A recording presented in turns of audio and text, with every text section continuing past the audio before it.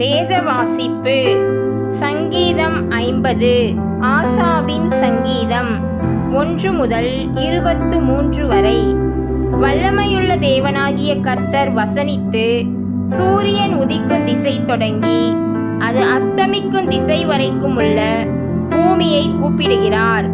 பூரண வடிவுள்ள சீயோனிலிருந்து தேவன் பிரகாசிக்கிறார். நம்முடைய தேவன் வருவார், மௌனமாயிரார். அவருக்கு முன் அக்கினி பட்சிக்கும், அவரை சுற்றிலும் மகா புசல் கொந்தளிப்பாயிருக்கும். அவர் தம்முடைய ஜனத்தை நியாயம் தீர்க்க உயர இருக்கும் வானங்களையும் பூமியையும் கூப்பிடுவார்.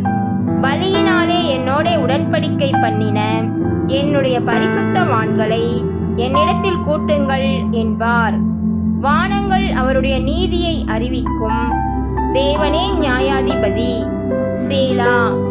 என் ஜனமே கேள், நான் பேசுவேன். இஸ்ரவேலே, உனக்கு விரோதமாய் சாட்சியிடுவேன். நானே தேவன், உன் தேவனாயிருக்கிறேன்.